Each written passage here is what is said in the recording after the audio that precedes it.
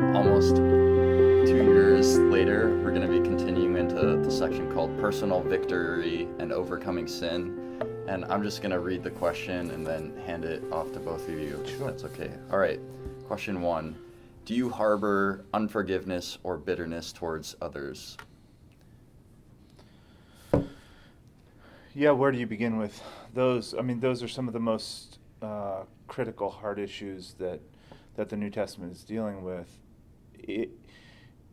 What's really helpful, I think, to cover in this particular question is this concept that Jesus has of the forgiver, of the parable of the kingdom. You know, if you don't forgive men their trespasses, neither will your Father forgive you.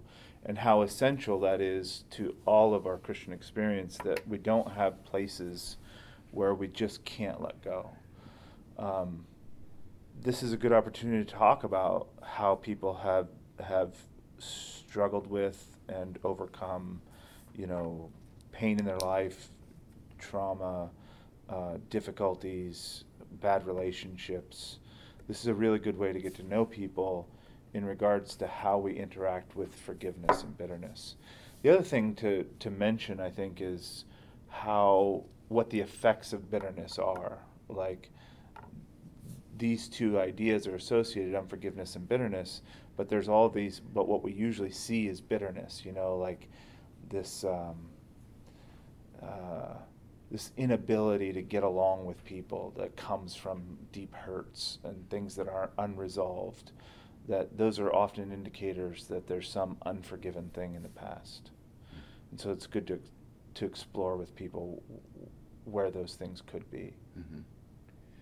Yeah, I would just add that the Lord's Prayer, forgive us our debts as we forgive our debtors, that this is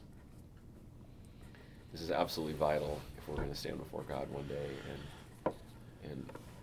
and seek the prospect of forgiveness for our own sins. And it's remarkable about how sometimes we can bury it and not be aware enough of what's going on in our own hearts. And so this is a very important question to explore carefully.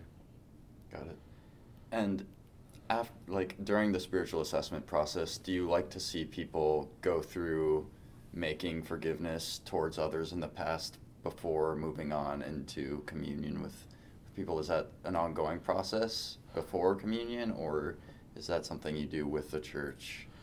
Well, it depends on the situation. If we're going through spiritual assessment with somebody and we get to this and they're like, yeah, I have this experience in my past with this person and I just can't let go of it, then we need to stop there and work through that trauma, that pain, the difficulty of that relationship, and figure out how to get this person to a place of peace through the ministry of Christ. And it's important, I think, at that juncture to talk about, that forgiving is not the same as forgetting, that there's a lot of toxic kind of mantras that we've inherited in our culture and in Christian culture, that aren't actually helpful for getting over trauma or dealing with problematic relationships or people who have done us wrong. But really choosing to let go of those things is the healthy way that we want to find grace and peace with whatever difficulty. So if that's not there, that's going to be a problem for that person, and for their sake, we need to help them find peace through those things, and that's why we ask. Mm-hmm. Would you add anything? No. All right. Yeah, let's move on to the next question. It's pretty similar. Is there forgiveness you need to ask or restitution that you need to make toward others? Yeah, this is one that is in some ways the mirror image to the previous one. And of course, Jesus says if you're standing and you're offering something to God and you remember that somebody has something against you, go and resolve that immediately before you even interact with God. And it's such an important teaching that it's easy to forget. I'll give some of my own experience with this. When I was young, I had actually stolen some things from, in a bizarre way. I didn't even need it. It's just sin, and so years later, when I was working through something like this, I decided, I got to go back and talk to these store owners and repay them for what I did. And I think that's an important step for us to recognize that to clear our relationship with God spiritually often is through other people. And we'd like to keep it separate, and we all know it's a lot easier to ask God for forgiveness than it is to ask someone else for forgiveness. So I think to take stock and to say, like, yeah, who have I offended? Who have I stolen from? Who have I wronged that I need to go back and make those wrongs right? We need to understand that our reconciliation to God is through those relationships, that God is present in those relationships. And it is a vital step of getting right with God. And for some people, that's a really messy process. Some of us are coming from a much lower place than others. I know that when Eric and I were converted, I was involved in street violence. Like, I was literally fighting with people I didn't even know. I can't find those people. Well, and for people that are coming from really bad places like that, it's important to have this disposition. Like, it's not a set it and forget it. Like, you don't just make a list and write it off and balance the checkbook and say you're good to go. Sometimes these issues of reconciliation and restitution, they come up again and again. That's true of forgiveness also. It's worth saying in both of these categories, whether we need to be forgiven or we need to offer forgiveness, that these aren't always just set it and forget it notions. It's not like you can just say, hey, I've done all that. On both sides of this equation, my wife and I have walked in places where you think it's cleared up, but you need to do a review and you need to say, okay, well, I did forgive that relationship, but I'm feeling problems again. Then you need to forgive again, and you need to walk in that forgiveness. And sometimes we encounter situations like, it stands out to me because I remember one time in particular, I was doing food distribution among homeless people, and it was a cold, cold day. We were in front of a bar. It was a snowy morning, and I found a homeless guy. I was giving him some food, and I recognized as I was sitting there with him, this is a guy that I had been in a fight with before. And it's horrifying. It's such a painful thing to have to say, hey, do you remember me? I'm so sorry for what I did. I'm a different person now. I'm not like that. I've had several experiences in my Christian journey where I've run back into people that I did wrong, that I didn't have any way to be in contact with. Sometimes it happens to us on social media. I had this experience too. I had a guy that I did wrong to when I was a kid, when I was a young man. I did really wrong to him. And he reached out to me I didn't even know where he was on social media. And I had the opportunity to ask him for forgiveness, to set things right, to explain to him what happened in my life and why I'm a different person than I was. And I'm able to, I'm in contact with that guy now. It's a fixed relationship. So there's always an opportunity we want to set a good pattern where we begin and then walk in those things as we move forward. And I've heard stories of members making lists of restitution and taking inventory and then actually sending letters out and emails to actually take some action steps and towards other people. Anything, would you recommend that? Just that process? It shouldn't be theoretical. Right. These restitutions need to involve people in setting things right. Yeah, I did that. My wife did that. I think it's very, very powerful and a really, really healthy step that we take so that, it's not just the realm of ideas, but it's tangible workings with people that we've been with and that we've wronged. And not to just keep it in a personal journal that other people ever see. Yeah. Let's move on to this next question here. Do you struggle with any of the following? Outbursts of anger, envy, jealousy, dishonesty or exaggeration in speech, fear of man, depression. Those are the ones listed. I know it's not an exhaustive list, but do you want to speak to this question a little?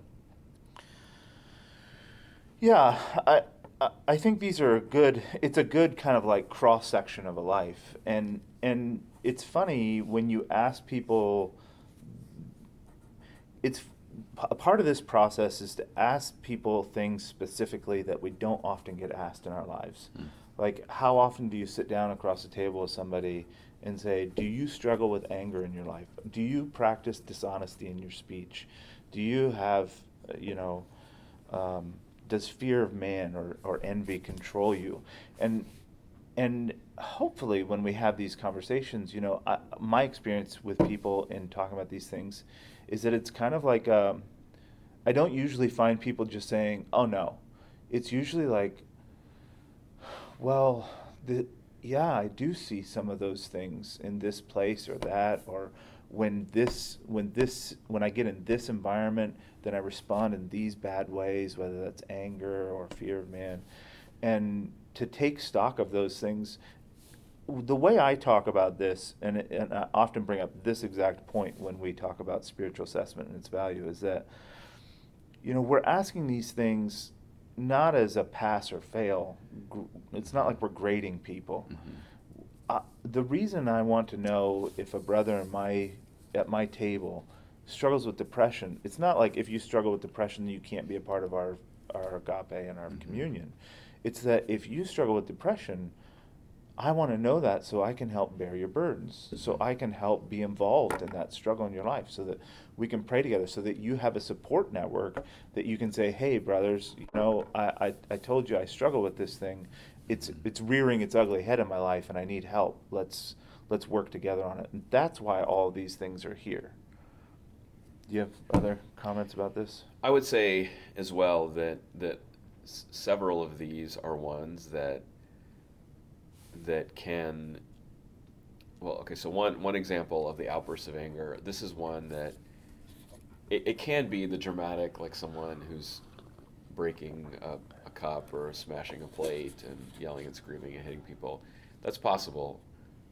Rare, but it's possible. What's also something to be aware of here is passive aggressive outbursts of anger. They can really poison a home, especially.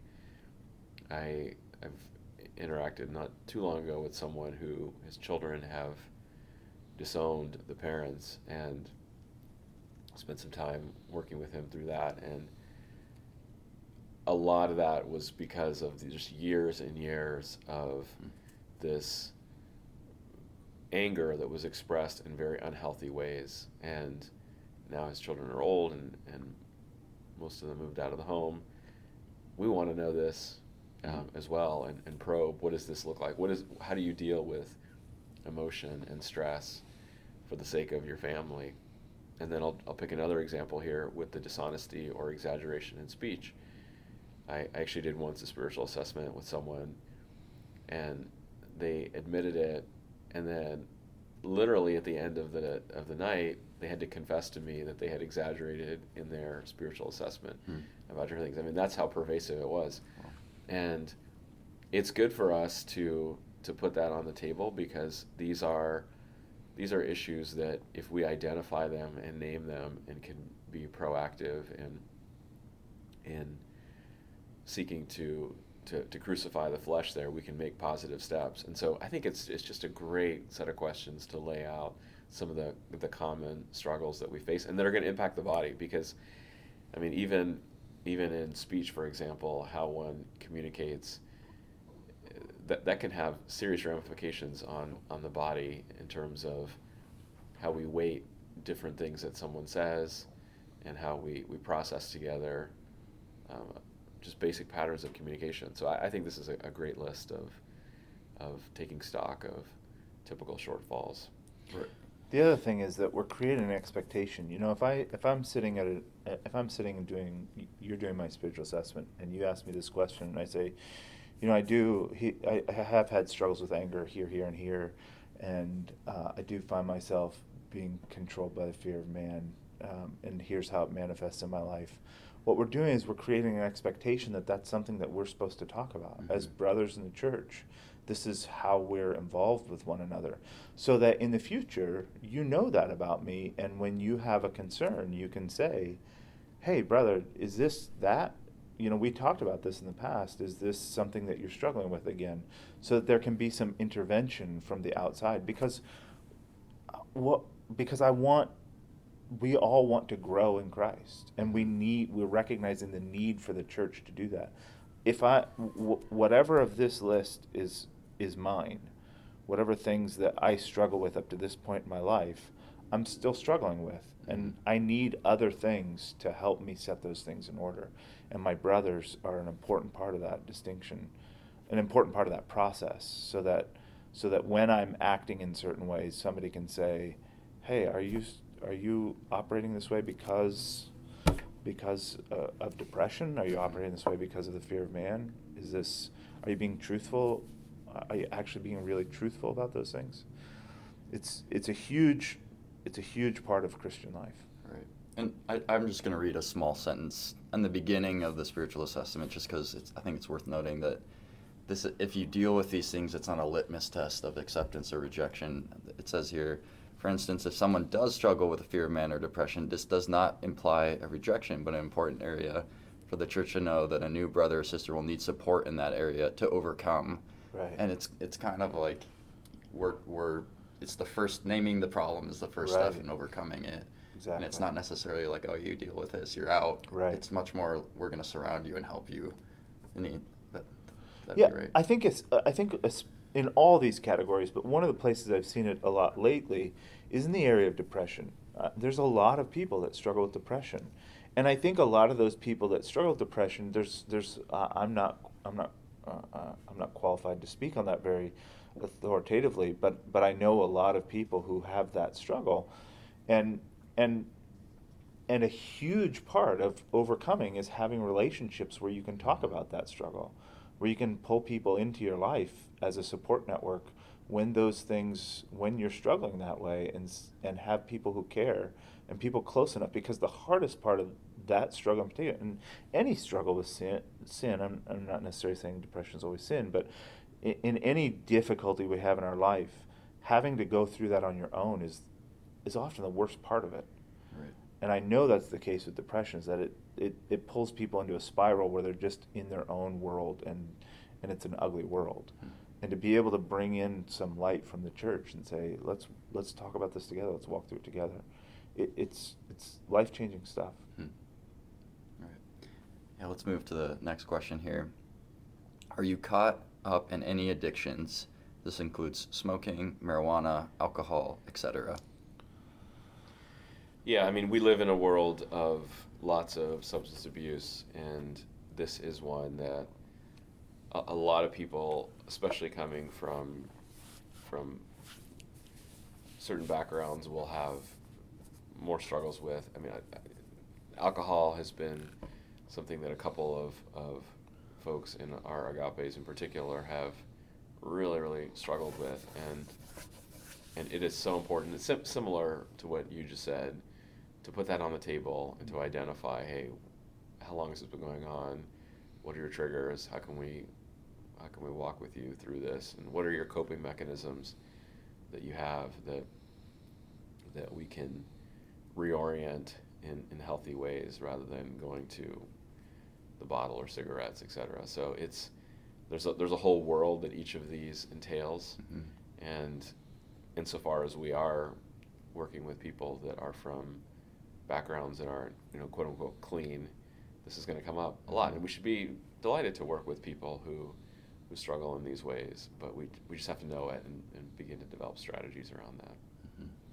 And I think we haven't seen a lot of it yet, but I think it's a looming crisis is with the legalization of marijuana. Mm-hmm. We're going to see a lot more people coming up in the church that have been using that as a coping structure, Mm-hmm. a coping mechanism for dealing with stress in their life or problems, or developing dependencies on that with its ease of availability. Yeah, right. And then this next one's similar, but do you struggle with gluttony or anorexia? Yeah, I mean, these are also very common in our world today, and both of them are these zones of excess that we need to be on top of, both of which are bound up with a whole host of issues, whether it's self-control or self-image. Yeah, the self-image stuff in particular affects a whole host of things. Right. More commonly with women, but it can affect men as well. But those image issues are huge. Right. And this next one, I don't think I've yet to come into a spiritual assessment where there wasn't some aspect of a yes to this question, so it's very important. Are you in bondage to pornography or sexual immorality? Yes, like you said, how many people today are not broken in some way in this regard? Wow, I mean, it's the rare person. We live in a highly pornographic world, and when you define pornography as anything that's intended to sexually arouse, which I think is a good definition, then it's everywhere. It's not necessarily even just looking at images of nudity. And I spent a lot of my time working with groups of young men on this issue, and this is probably the number one or maybe the number two issue for young men, but it's also very common among young women. And it used to be the case that, okay, we're going to split up into separate groups, and the men are going to go talk about sexual purity and the women are going to talk about modesty. Those days of artificial separation there are long over. The statistics on women and pornography, masturbation, sexual, I mean, it is alarming today. And so we have to recognize that this is a two-gender issue, and it is so pervasive in our culture today that we need to just tackle this head on. Mm-hmm. And we need to tackle it like we do the other addictions. I mean, it could as easily be in the list with marijuana and alcohol because it has a lot of the same effects of an addictive behavior. And it needs the same kind of treatment protocol. It needs people, it needs regular involvement, it needs, real proactive discipleship and learning strategies and coping mechanisms and developing a base of ways to change our behavior in regards to sexuality that require discipleship. It requires people being involved. Yeah, we have separate groups that meet every week and have daily accountability around this because it requires that level of proactive discipleship. Right. And just I think a good question to have is, if you're going through the spiritual assessment and someone says yes to any of these, and if they say no, you just go to the next question. If they say yes, what are some of the steps that we should be noting to work on with that person moving forward as they go on there? So we want to, depending on what they are and where they're coming from, I think sexual sin and sexual brokenness is nearly endemic in our culture. Right. So everybody that's showing up at our table is coming from a place of sexual confusion, some kind of sin. How far in the past that is, how current it is, how they've dealt with that are all parts of that equation. But in regards to all these things, what we want to do is we want to say, when the yes comes, mm-hmm. then we want to say, how can we help and support you in that? Mm-hmm. I mean, we have a question at the end of how can the church help and support you, but in regards to these specific issues, in the areas where you have need as a disciple, how should we proceed? And to talk about that environment. So if I struggle with outbursts of anger, where does that come from? Dig into the place where there's a yes, mm-hmm. and say, what's at the bottom of that, and how can we start working on helping you overcome? Because we want to, this section is called personal victory and overcoming sin. Mm-hmm. That's the goal, right. Is that we want to continue to overcome. And one thing that I say all the time is that I don't care where people are starting from. What my goal in the church for all of us is that nobody stays still, that we mm-hmm. all are moving forward. If we keep moving forward, then we can all get where we're going. But the worst problem to have is when we have the same problem in our life year over year, and we're not making steps to change it. We're not growing. We're not overcoming. We're just stuck in patterns, old patterns. That's the thing we have to avoid at all costs. That's the failure of our discipleship networks is when we're not moving forward. So I can start with anybody anywhere in these things, but we have to start moving forward. Right. And then this last question here, do you have involvements with the occult, witchcraft, or tribalism? I know This is sort of a contextual question too, so I'm gonna throw in the category of nationalism because I don't think a lot of people in the U.S. would say a yes to those first three. Maybe some, but nationalism's much more of a U.S. problem. Yeah. Yeah, this particular question was developed overseas for the spiritual assessments that they were doing in Africa, because they're very relevant issues Right. for the African church. That tribalism and distinctions between people groups is a huge issue. Witchcraft and the occult is a huge issue, but I we've wrestled about whether or not we should keep this on our spiritual assessment here. But as you mentioned, our form of tribalism is nationalism. It's just maybe a little bit bigger tribe that we're used to.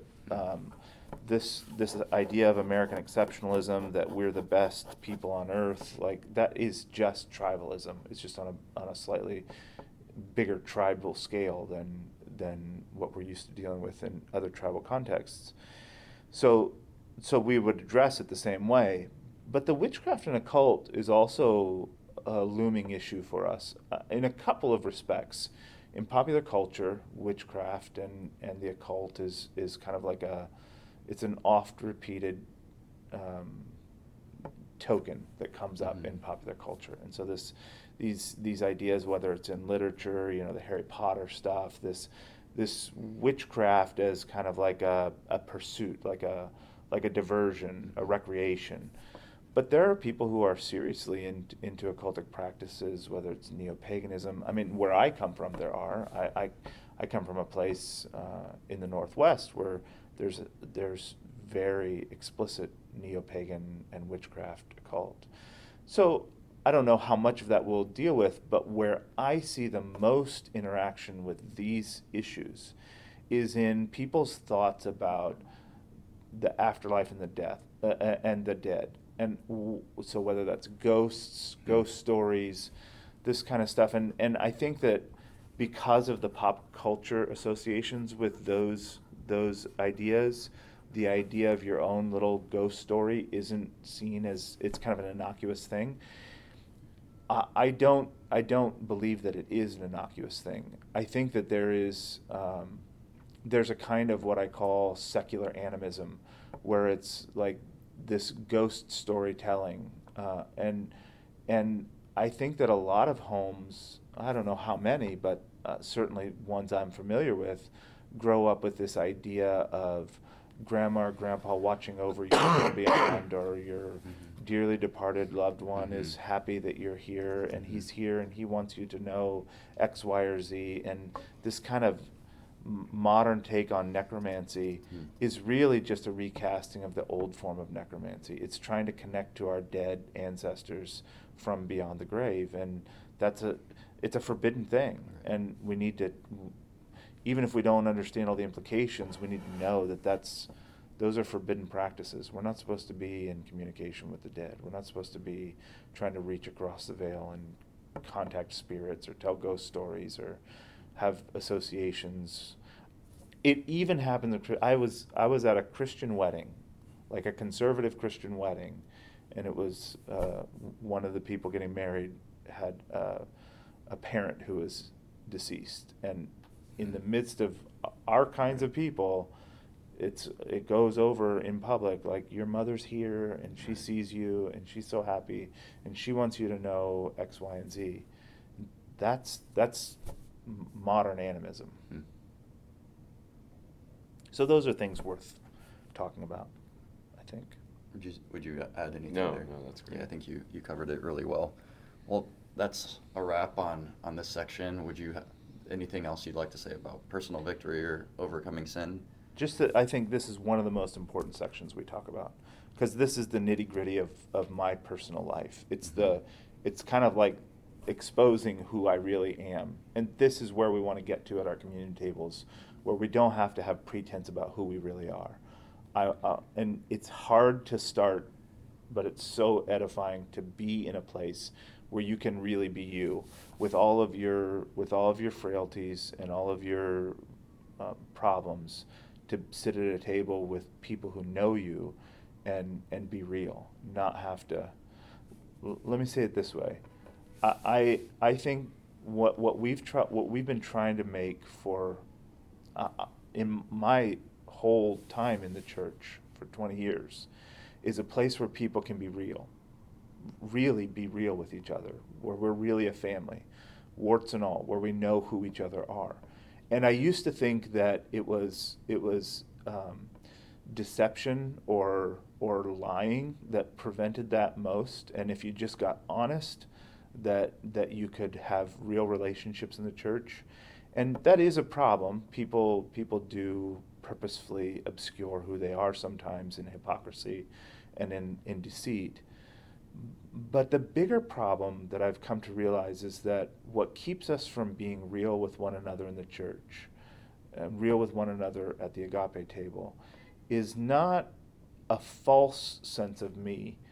It's my best conception of me. It's the who I want to be that I'm so prone to present to my brothers and sisters in the church.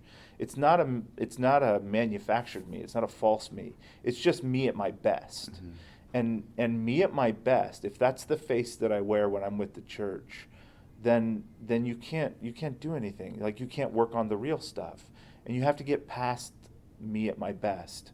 And if we can get to the place where with our communion we can be me at my worst and really talk about who that is and really address him and really speak to him and really minister to him, the me at my worst, that's where the really deep Christian work happens.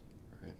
I would add one other comment here is that this section is also laying the groundwork for a life of confession and a life of walking in the light. And one of my favorite verses in 1 John is, if we walk in the light as he is in the light, we have fellowship with one another, and the blood of Jesus cleanses us from our sins.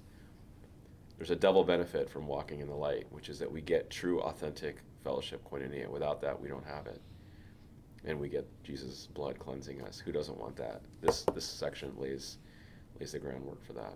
And I'll just add that I think one of the lessons that we've learned is that if you see somebody in the person you're assessing and don't say anything, you're opening a door to tons of problems in the future. And one of the jobs of going through this assessment is to be astute and prying in a certain loving way, right, and not to shy away from these issues and to press in and ask more questions to create more dialogue. I know that's a really challenging thing to do, but just to encourage people to do that.